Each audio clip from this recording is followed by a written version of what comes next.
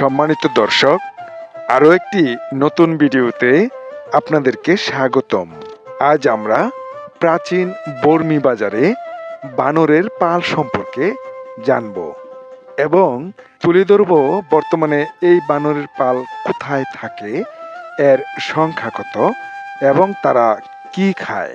সুতরাং এসব বানরের পাল সম্পর্কে জানতে অবশ্যই ভিডিওটি শেষ পর্যন্ত দেখার অনুরোধ করছি।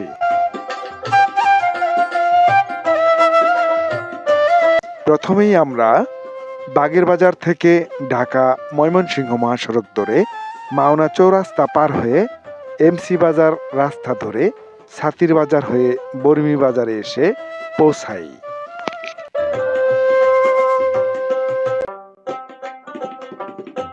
বর্মি বাজার খুব পুরাতন একটি বাজার।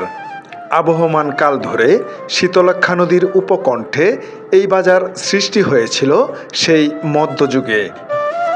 এই ঐতিহ্যবাহী বাজারে একসময় বানরের পাল দেখা যেত।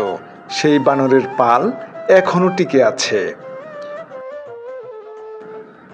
আপনি যদি কখনো বর্মি বাজারে আসেন তাহলে এই বানরের পাল এখনো আপনার চোখে পড়বে। তবে বর্তমানে অনেক বানর খাদ্য অভাবে বর্মি বাজার ত্যাগ করে আশেপাশের অঞ্চলে চলে গিয়েছে এবং মানুষের ফসলি জমি নষ্ট করে তাদের ক্ষুধা নিবারণ করছে। এই জন্য বানরগুলো দেখতে অনেকটাই শুকনো ও রোগাক্রান্ত। বর্মি বাজারে গেলেই আপনি দেখবেন অনেক দর্শনার্থী এসব বানরকে রুটি কলা কিনে খাওয়াচ্ছে।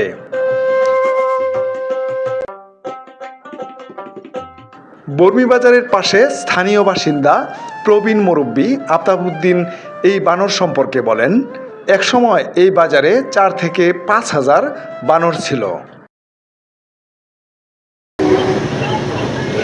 1000, 4000, 5000 কম না। এই যে কেন্দ্র আইলে সিধা দানমালা বইটা গেছে। এদিকটা হ্যাঁ, পরে কি এলাকাবাসী খাওয়াইছে, কখনো তাদেরকে খাবার দিছে? না খাবার দিছে না, এমনি খাবার আছে। হয় এমনি যে ধান টান করছে, চাল চুল করছে, খাইছে।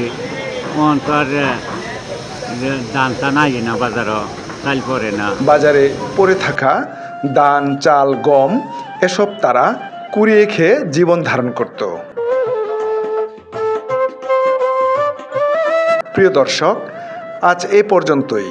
শীতলক্ষ্যার উপকণ্ঠে 500 বছরের পুরনো বর্মি বাজার থেকে আমি মাসুদ রানা আপনাদের সবার কাছ থেকে বিদায় নিলাম।